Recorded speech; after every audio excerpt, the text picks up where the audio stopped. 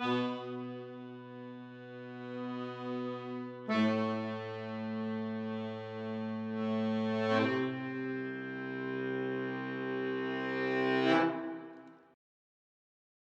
might think that I spend a lot of time on my own, but I don't.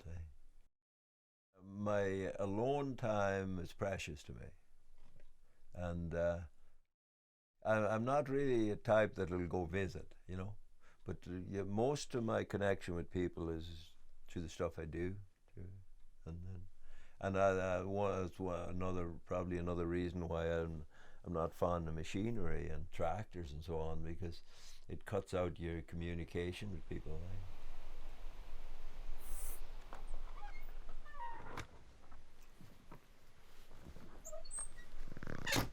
I find that the more mechanical advantages you get, the less need you have to communicate with people, and it dehumanizes the whole thing, and I think that's what's wrong with one of the things that's wrong with industrial agriculture is it's a lonely life.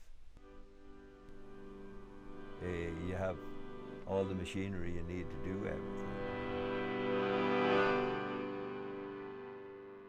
I've lived here since 1979. I found this place by accident and decided to camp here with my girlfriend in 1979. She was a mountaineer, and we made our temporary camp here. And here, 30 years later, we're still here. It feels very permanent in the sense that it feels like home. This is most at home I feel any place since I left the place I was born. I come here one time to help somebody get firewood. There was an old clear cut, and all the trees were down, but it was so beautiful, the panorama of the mountains and the lake and all that. Oh, that'd be a nice place to live. Yeah.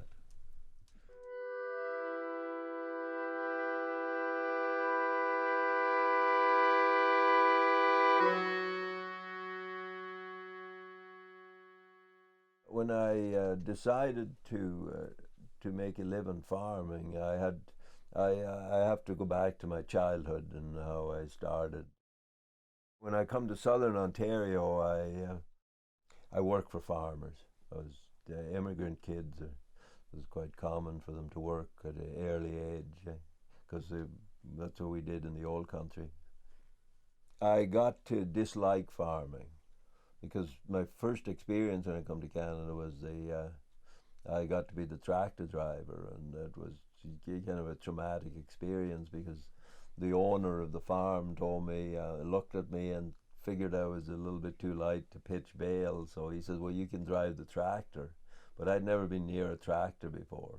When I hesitated, and he said, well, if you don't want to do it, you can go home. So that's where I learned to drive a tractor. When I went to another farm that was more industrialized, and I did a lot of tractor driving, I found it quite lonely and boring. When I come to farm myself, uh, I like horses, and I like the idea of horse farming, and it's a clean way to do it, and it also takes a lot of skill. And I decided that's the way I was going to do it, and I still do it that way. Come on, come on, come on. The way I live isn't ideal. It has its drawbacks. It would be much better if I had my farm all in one place and I could look out on it and go out there and see my cattle every day, but I don't have that.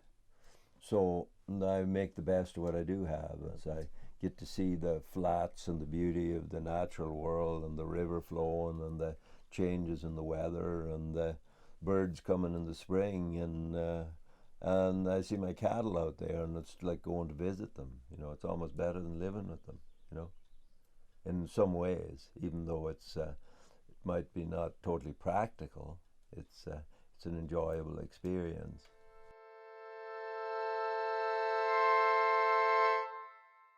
I think as I got older, when things become clear to you what motivates you more, and you get more honest with who you are and your limits and all that.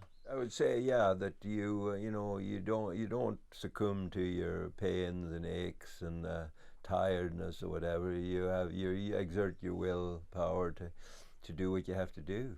You know, sometimes you have to stay up all night, especially if you have cattle.